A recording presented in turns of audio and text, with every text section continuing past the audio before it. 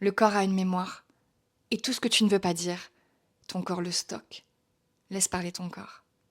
Chapitre 22. La méthode. Je sais pas si vous vous souvenez, mais en janvier 2025, j'ai décidé de tout arrêter. Pas parce que ça ne marchait pas, mais bien au contraire. Parce que ce que j'avais entre les mains avait un potentiel de dingue. Alors quand je dis tout arrêter, j'ai pas tout arrêté. Mais j'ai arrêté de m'épuiser pour organiser des événements mois après mois. Parce qu'organiser des événements, pour ceux et celles qui m'écoutent et qui savent de quoi je parle, c'est toute une organisation bien en amont. C'est-à-dire la date, la communication, la vente des places, les allers-retours sur Paris. Et cet investissement de temps, d'énergie, d'argent devenait complètement déséquilibré. Pour vous dire même la vérité, je gagnais pas d'argent. Des fois, j'en perdais même. Et le vrai déclic s'est passé en novembre-décembre 2024, lorsque j'ai acheté la formation de Madame Manifestation, aka Laura Longares sur les réseaux, qui a rendu populaires les archétypes financiers. Alors j'ai pris cette formation parce que j'ai compris que me vendre, augmenter mes prix ou oser demander une contribution financière à la hauteur de la puissance de ce que je fais était super compliqué. Si tu connais les archétypes financiers, je suis connector et la connector, justement, elle aime connecter, elle aime faire du bien, elle aime donner. Mais demander de l'argent, ça, non. Parce que quand tu fais du bien aux gens, t'as pas l'impression d'être légitime à leur demander de l'argent. Bah, tu vas pas aider les gens et en plus leur demander de l'argent. Je veux dire, les gens, ils sont déjà pas bien. C'est là que mon mindset n'allait pas. Alors en novembre ou décembre 2024, je prends cet accompagnement, enfin je prends cette formation, et il y a un module dans cette formation qui a changé ma vie, mais littéralement.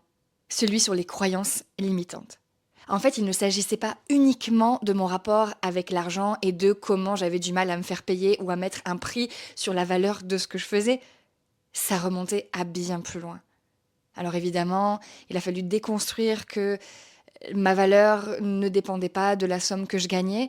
Je venais de tirer le rideau d'un espace que je ne connaissais pas ou dont je n'avais pas conscience, puisque justement on est en train de parler de mon inconscient et de toutes les croyances limitantes et de toutes les phrases que je me répétais sans cesse, sans même en avoir conscience, et qu'on a toutes et tous. Moi qui étais férue de dev perso, de transformation personnelle, j'avais jamais travaillé, ou en tout cas j'avais jamais perçu les choses de cet angle-là. C'est-à-dire que t'as beau faire toutes les formations, t'as beau copier les business models des autres, t'as beau essayer de travailler sur ton mindset en mode allez, on y va, travailler sur ta motivation, même travailler sur un système qui va soutenir cette motivation, une discipline sans faille. Si au fond de toi, tu fais que de te répéter que t'es qu'une merde, que tu n'arriveras pas et que tu ne mérites pas ce qui t'arrive ou que tu n'es pas légitime dans ce que tu fais, tant que ton système nerveux et que dans ton ADN, ces croyances limitantes sont encodées, tu auras beau mettre les meilleures stratégies en place, tout ton système nerveux va freiner des quatre fers. Je venais de mettre le doigt sur quelque chose de primordial. Toutes ces phrases que je me répétais. Toutes ces phrases dont je vous ai parlé déjà dans les épisodes et les chapitres précédents et dont j'avais pas vraiment conscience. Parce que tout ce que je vous raconte, je le raconte depuis ma cicatrice, je le raconte d'un œil extérieur. Tout ce que je vous raconte surtout, c'est avec un esprit de quelqu'un inconscient. Alors me voilà, en train d'identifier les croyances limitantes que j'ai sur l'argent. Ça peut remonter de mes parents, de mes grands-parents, de la société même, du style des phrases de toute façon, les footballeurs, c'est que des gros cons, ils gagnent je sais pas combien, c'est indécent à courir après un ballon. Les riches, c'est des gens méchants, c'est des connards. Tu vois, toutes ces phrases-là.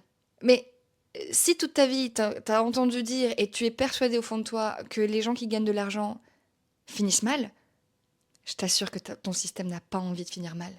Ton système n'a pas envie de devenir quelqu'un de détestable. C'est pareil pour la confiance en soi. Et quand je vous dis qu'à force de vouloir être humble, vous finissez par vous diminuer, de peur de devenir quelqu'un de puant, quelqu'un d'imbu de sa personne. Mais c'est pas du tout ce qui se passe. Et on va contrairement à l'opposé, parce que personne n'a envie de devenir quelqu'un de puant. Donc on fait tout à l'inverse. Je reviens sur l'argent. Me voici pendant une semaine à identifier et éclairer toutes les croyances limitantes et toutes les phrases que je me répétais inconsciemment.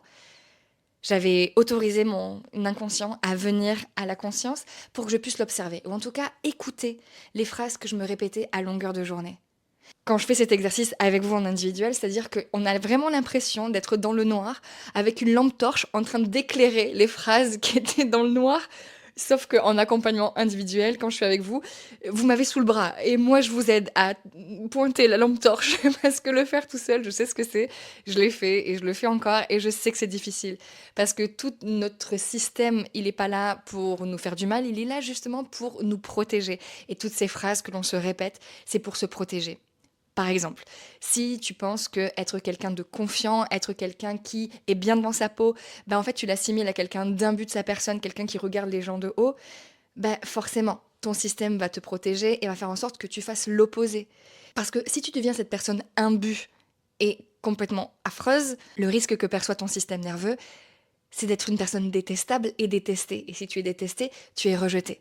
Et désolé de vous l'apprendre ou de vous le rappeler, mais le rejet, c'est une des peurs les plus primaires et archaïques de notre système. Parce qu'à l'époque, être rejeté du groupe, à l'époque, je vous dis vraiment, il y a des millions d'années, ben, ça voulait dire la mort. Parce qu'on était des êtres de groupe et que tu ne survivais pas seul face à un tigre à dents de sabre ou un mammouth qui veut te rouler dessus. Enfin bref, je m'éloigne un peu, mais pas totalement parce que je veux vraiment que vous compreniez l'essence même de ce qui m'a amené jusqu'ici. C'est pas que des croyances limitantes sur l'argent que j'ai découvert. J'ai découvert que je pensais que la danse c'était pas un métier, que je savais rien faire de mes 10 doigts, que de toute façon je m'en sortirais jamais. Et tant de phrases hyper violentes qui ne m'appartenaient pas. Alors j'ai dû identifier à qui elles appartenaient pour pouvoir les libérer de mon esprit. Et bien qu'aujourd'hui j'ai la connaissance et la pratique de tellement d'exercices de libération, on s'en débarrasse pas comme ça. Surtout quand on s'embarque dans cette aventure avec soi-même. Et que tout ton système nerveux et ton système de croyance veut te faire croire tout ce qui est possible pour te ramener vers cet enfer connu. Mais une fois qu'on a toutes ces phrases, qu'est-ce qu'on en fait, vous me direz? Eh bien, on les reformule pour les transformer en croyances dynamisantes. Pas des mantras tout faits qu'on voit sur Instagram ou sur Pinterest ou à te répéter le sourire béant devant ton miroir. Non, de vraies phrases qui sont en lien directement avec les croyances qui te limitent et qui t'empêchent d'avancer vers tes objectifs. Des phrases qui vont directement déraciner et créer de nouveaux chemins neuronaux dans ton cerveau. Fin 2024, début 2025, tous les jours sur mon tapis de course, je lis mes phrases dynamisantes. Ça fait partie de mon rituel, tous les matins je le fais. Et quand je sors de cette routine, je me sens vivante, je me sens vibrante, prête à bouffer le monde. C'est ici précisément que j'ai commencé à m'intéresser au pouvoir du cerveau. Moi qui pensais que le cerveau arrivait à maturité à 25 ans et que, telle une malédiction, on gardait ce cerveau-là jusqu'à notre mort, je découvrais un monde qui m'était alors inconnu, les neurosciences. Et je tombe sur les travaux du docteur Joe Dispenza, un neurophysicien qui vulgarise les neurosciences. Son histoire est extraordinaire, je vous la raconterai bien en détail, mais en gros, il a fait un accident de vélo percuté par un camion, roulé sur des mètres et des mètres et des mètres, condamné à être paraplégique toute sa vie.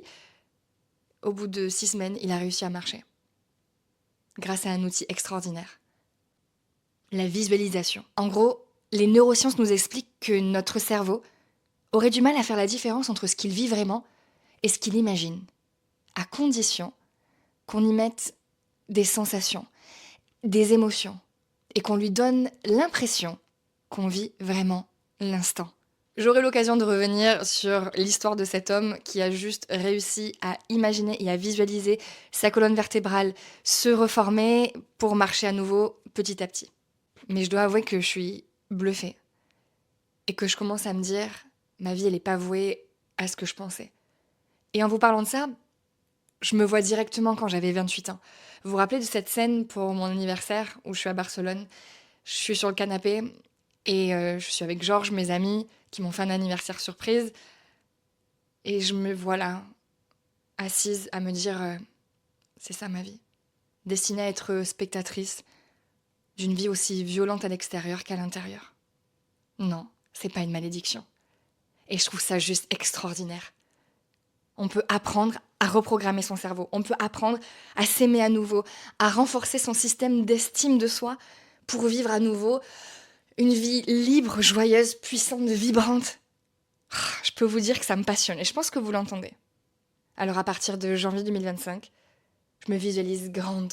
Je me visualise avec cette vie extraordinaire que je me suis toujours rêvée.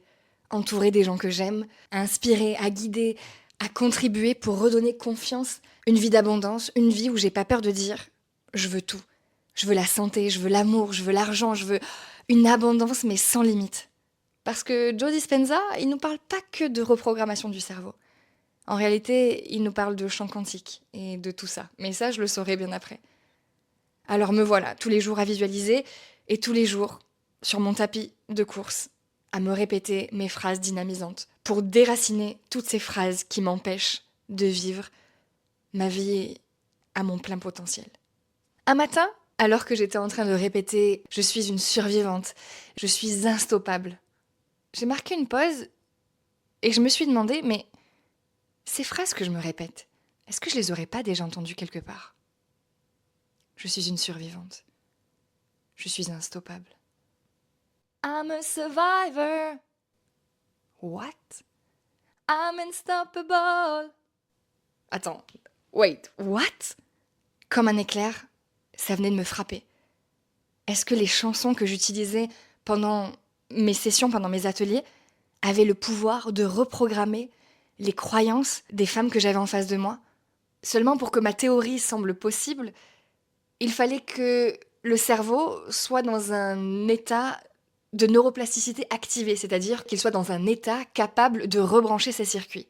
Alors je me renseigne, je fais des recherches, et je comprends alors que lorsque ton corps est dans un état de cardio intense, un état de flow est activé, un état de neuroplasticité est activé, puisque quand ton corps est dans ce que j'appelle la zone rouge, quand tu es essoufflé dans un effort intense physique, en fait, il n'y a pas de pensées parasites qui viennent, puisque toutes tes pensées et toutes tes fonctions sont concentrées sur tes organes vitaux pour vite faire passer l'oxygène dans le sang et dans les organes. Cette petite voix qui te sabote et te parle sans cesse, que j'ai appelée Michel, elle disparaît. Elle se tait. Je m'en souviens comme si c'était hier. J'ai eu les larmes aux yeux.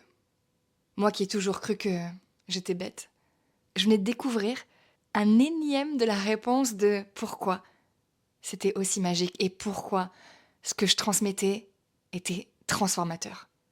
Parce que croyez-moi, quand pendant une demi-heure, je vous fais danser, crier I'm a Survivor sur Last Dance de Donna Summer, sur Proud Mary de Tina Turner, que des sons qui sont puissants, que des sons qui sont inspirants, avec des paroles qui viennent toucher ton âme directement, des chansons qui viennent chuchoter comme des mantras à ton âme. Et même si tu parles pas anglais, quelles que soient tes croyances, moi je te le dis, ton âme elle parle toutes les langues. Et si tu crois pas ça, laisse-moi te dire que l'énergie avec laquelle la personne, l'artiste, a enregistré la chanson, la mélodie, le son. Est-ce que il y a certaines chansons même sans paroles qui sont un peu déprimantes, qui sont même violentes et qu'on n'arrive pas à écouter ou alors qui transforment notre état émotionnel, qui influent et qui induit un état émotionnel. C'est le pouvoir de la musique, c'est le pouvoir des chansons, c'est le pouvoir de l'intention, c'est le pouvoir de l'énergie. Ouais, je choisissais exactement des musiques qui venaient reprogrammer ton système de croyance et ton système d'estime. Je me souviens avoir appelé l'oreillette, ou Tony, comme je l'ai appelé dans les chapitres précédents, et lui avoir sauté de joie au téléphone. Et en vrai, quand il est arrivé, je l'ai pris dans mes bras et je lui ai dit, tu te rends compte, je viens de trouver un truc incroyable. Et alors que je pensais avoir trouvé la réponse, la pépite, l'histoire ne s'est pas arrêtée là. Quelques jours plus tard, je suis tombée par hasard, et vous ne me voyez pas mais je fais des petits guillemets, sur la conférence TEDx de Amy Cuddy. Amy Cuddy, c'est une sociologue, psychologue qui a fait une étude à l'université de Harvard pour démontrer que le corps influence nos émotions et influence notre état, et pas l'inverse.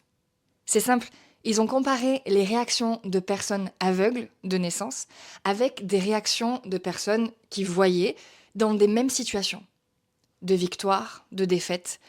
Le corps réagissait exactement de la même manière. Quand on est heureux, on a tendance à ouvrir le corps. Quand on est triste, quand on est frustré ou quand on a peur, on a tendance à refermer le corps. Et ce qu'ils ont constaté, C'est que lorsque le corps était ouvert, ta confiance en toi augmente et le stress diminue. Un shot de testostérone et une chute du cortisol. Et ça, simplement grâce à une posture. C'est de là qu'est née la fameuse pose du Wonder Woman ou du Superman. Les deux jambes un petit peu plus écartées que la largeur du bassin, les deux poings à la taille, les épaules en arrière, le buste fier et le menton légèrement vers le haut. Tenues à peu près 2 minutes, certaines poses seraient des outils pour changer ton état pratiquement instantanément. Et devinez qui se servait de poses instinctivement. Enfin bref, je pourrais parler de ça pendant des heures, mais vous l'avez compris, que tu repars avec un avant-après fulgurant dans mes ateliers. Et ces recherches ne se sont pas arrêtées puisque aujourd'hui, j'en apprends encore tous les jours. J'utilise des gestes de reprogrammation de ton système nerveux, d'apaisement, de libération, couplés avec une partie de vraie magie. Quelque chose que je n'explique pas. Et que certains appelleraient chamanique, chamanesque. Enfin bref, l'énergie. Le corps a une mémoire. Et tout ce que tu ne veux pas dire, ton corps le stocke. Laisse parler ton corps. Mets une musique que tu veux, qu'importe, et laisse ton corps s'exprimer. Pas de rigidité, pas devant ton miroir, pas pour performer. Laisse-le parler. Laisse-le déverrouiller, fais-lui confiance. Laisse-le partir en haut, en bas, à droite, à gauche. Laisse-le dire. Je me sens incroyable. Parce que c'est exactement ça ce qui se passait. J'arrivais à te faire reproduire une sensation qu'on connaît tous. Ouais, même toi, tu la connais. Tu sais cette sensation quand ta musique préférée passe, que ce soit en soirée, dans ta voiture, même, et plutôt, je pense, quand tu fais le ménage, le temps s'arrête. Tu es totalement dans le moment présent. Tu te sens forte, tu te sens belle ou beau, tu te sens puissant, tu te sens libre. Et sans t'en rendre compte, tu es en train de donner ton meilleur concert au Stade de France. Non, non, non, le ballet est devenu un micro à pied. La tenue la plus décontractée d'attaque que tu as, c'est devenu le costume de scène le plus incroyable. Bref, t'y es, tu y crois. Et il n'y a pas que toi qui y crois. Parce que ton cerveau, rappelle-toi, ne fait pas la différence entre ce que tu imagines et ce qui se passe vraiment dans la réalité. Alors, non, ton cerveau ne se dit pas que tu es Beyoncé, Céline Dion, Michael Jackson ou encore Freddie Mercury, mais il se dit je me sens comme ces personnes-là qui performent. Je me sens puissante, je me sens belle, je me sens confiante, je me sens capable, je me sens légitime. Et pendant ces quelques minutes, tu es en train de renforcer ce système d'estime de toi. Et c'est exactement ça que je t'apporte. On ne va pas attendre une soirée au hasard, que ton état puisse peut-être être propice et que tu lâches prise totalement. Ou alors que ça arrive quand tu fais ton ménage, ou encore quand tu es en train de conduire. Parce que là, je t'avoue que c'est un petit peu plus difficile de faire des power moves quand tu es en train de conduire.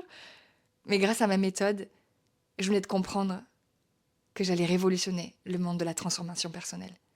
Lâcher prise avec ta tête, libérer pour incarner dans ton corps, reconnecter avec ton cœur pour faire vibrer ton âme. Alors ouais, 2025 a été l'année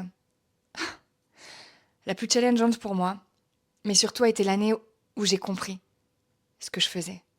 Enfin compris. J'ai touché du doigt la puissance pour de vrai. Et pourquoi? On dit souvent qu'il n'y a pas besoin d'expliquer pourquoi, il n'y a pas besoin de comprendre. Mais j'avais quand même besoin de le comprendre et de l'intégrer pour pouvoir me sentir légitime, ou du moins pour pouvoir me rendre compte que ce n'était pas dû au hasard. J'avais besoin de comprendre pour me sentir fière, pour me sentir capable et pour me reconnaître.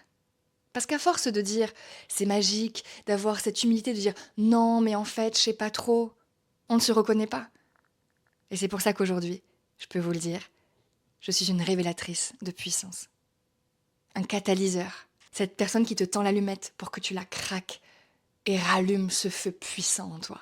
Pour que dans la moindre de tes cellules, dans ta posture, dans ton corps, tu incarnes aujourd'hui ce que tu es à l'intérieur. Pas pour devenir quelqu'un d'autre, pas pour copier. Non, non. Pour venir déterrer ce cadeau précieux que tu as en toi. Ce truc que tu as envie de dire au monde. Ce truc que tu n'oses pas. Tu sais, cette voix qui te dit « je suis faite pour plus ». J'ai tellement de monde à aider, un empire à bâtir. Et pourtant, toutes ces voix qui te rendent plus petite, les épaules vers l'avant, le plexus un peu replié sur lui-même.